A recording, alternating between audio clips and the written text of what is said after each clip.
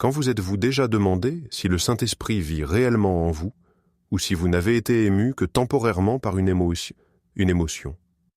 De nombreux croyants parlent du Saint-Esprit, mais peu comprennent vraiment ce que signifie être rempli de lui.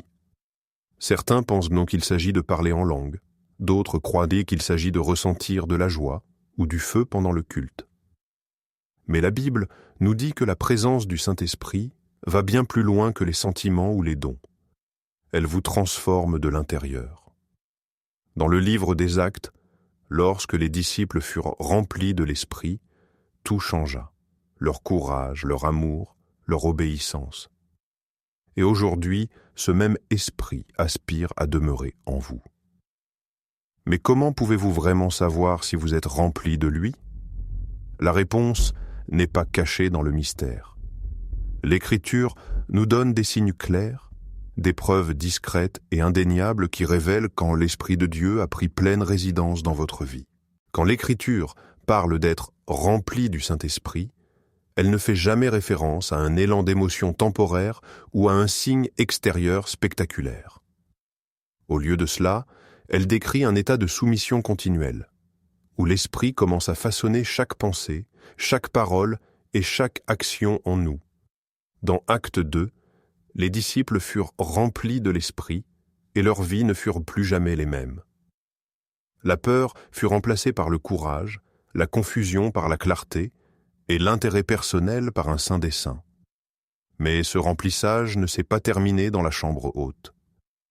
Le livre des Éphésiens nous dit « Soyez remplis de l'Esprit », utilisant un verbe qui signifie continuer à être rempli.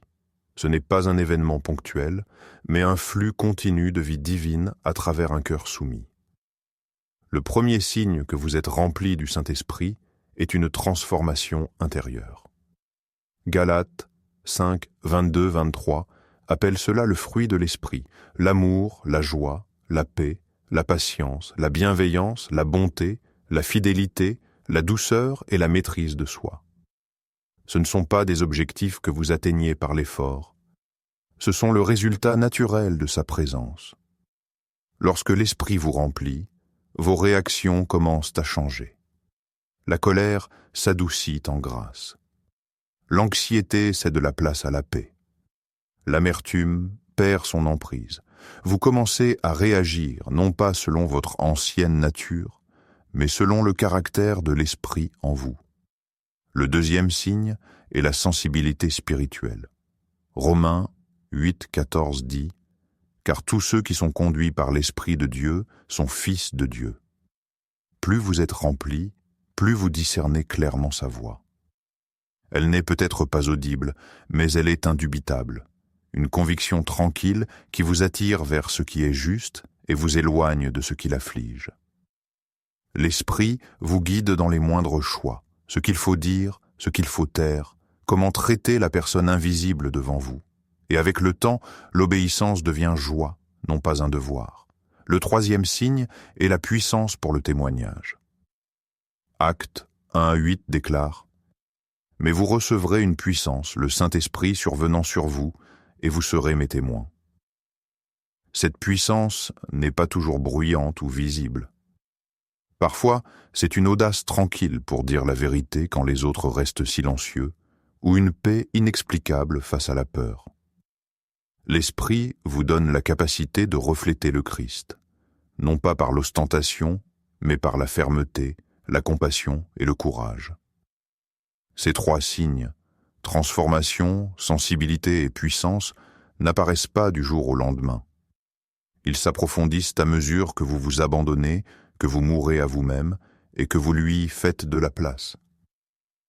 Être rempli de l'Esprit ne consiste pas à ressentir plus, il s'agit de devenir plus semblable au Christ. À travers le monde chrétien, il existe de nombreuses compréhensions différentes de ce que signifie être rempli du Saint-Esprit. Certains mettent l'accent sur les manifestations visibles, parler en langue, paroles prophétiques ou puissance miraculeuse, comme preuve ultime.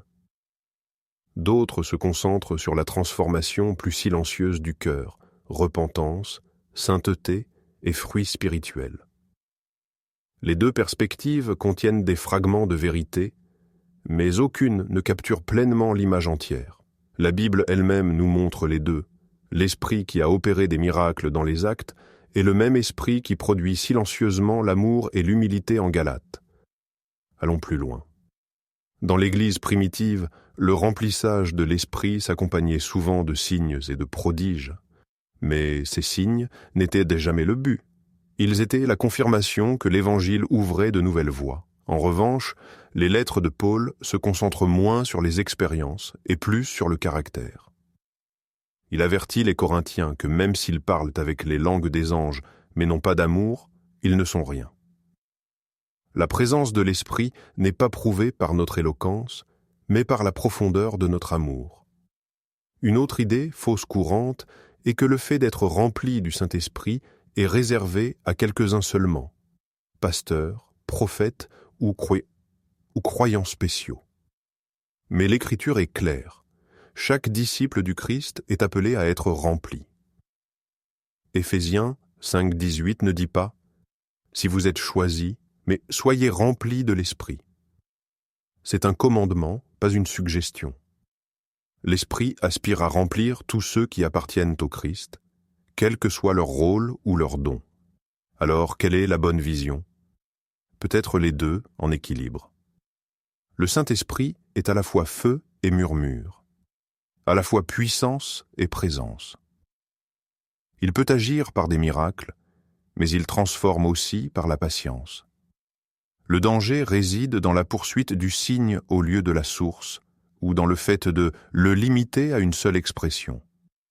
Ce qui prouve vraiment que vous êtes rempli du Saint-Esprit n'est pas la façon dont vous adorez le dimanche, mais la façon dont vous vivez le lundi, comment vous traitez l'invisible, comment vous pardonnez, comment vous aimez quand personne ne regarde.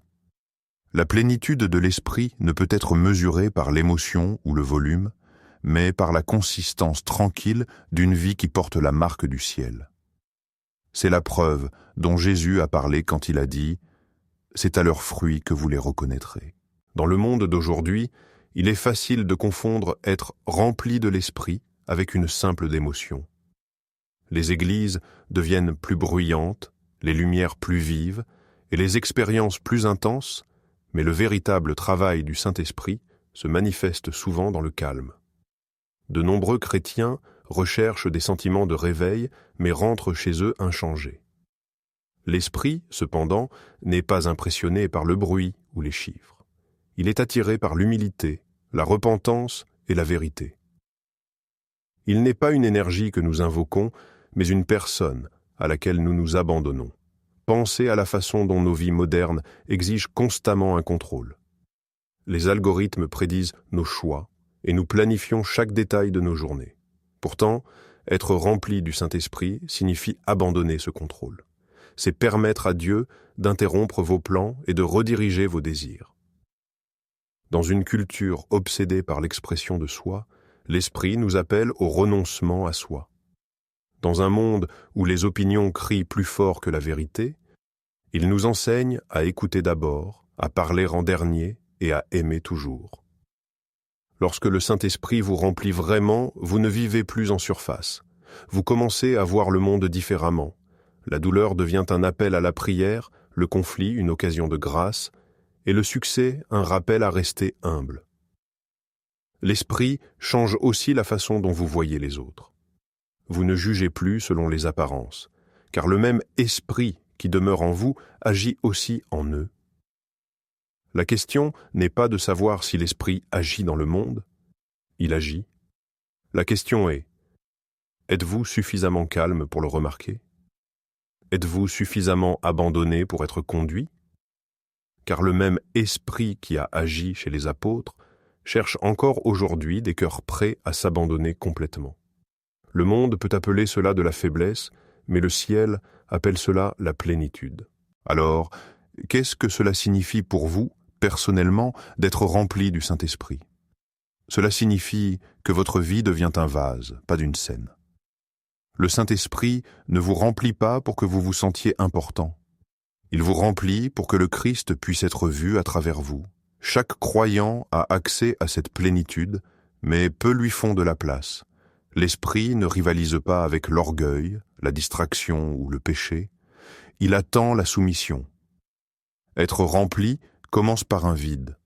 Le vide de l'ego, de la peur, du ressentiment et du contrôle. Ce n'est qu'alors que l'eau vive pourra déborder. Si vous voulez vivre rempli de l'esprit, commencez petit.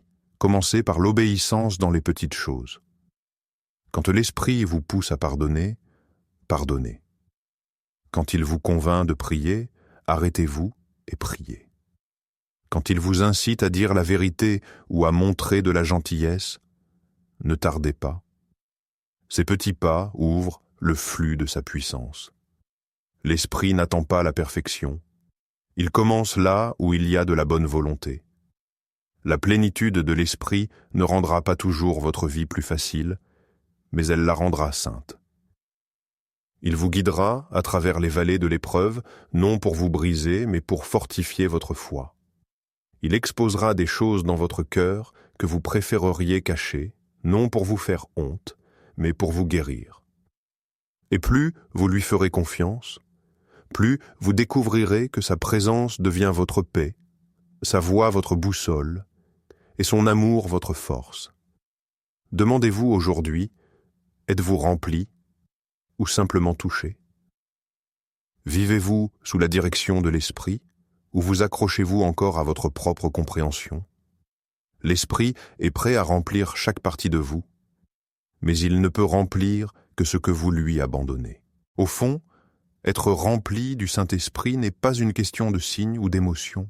Il s'agit du Christ vivant pleinement en vous. Le plus grand travail de l'Esprit ne réside pas dans les miracles dont vous êtes témoin, mais dans la transformation de votre cœur. Il vous rapproche de Jésus jusqu'à ce que vos désirs commencent à s'aligner avec les siens, jusqu'à ce que votre volonté lui soit soumise, jusqu'à ce que l'amour devienne votre réponse naturelle à chaque situation. L'Esprit n'est pas une force lointaine, mais le souffle même de Dieu en vous.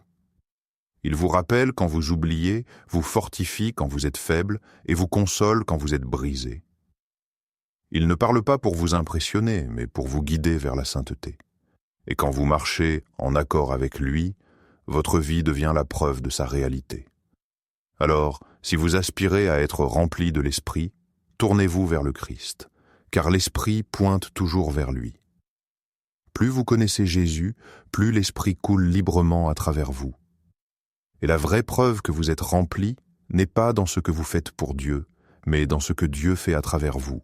Si ce message a remué quelque chose dans votre cœur, prenez un instant pour être tranquille et invitez le Saint-Esprit à vous remplir complètement. Demandez-lui de renouveler votre esprit, de purifier vos motivations et de guider chacun de vos pas. Ne précipitez pas ce processus, l'Esprit agit le plus puissamment dans les cœurs silencieux et disposés. Si cette réflexion vous a béni, partagez-la avec quelqu'un qui aspire à se rapprocher de Dieu. Que cette vérité se répande, un cœur abandonné à la foi.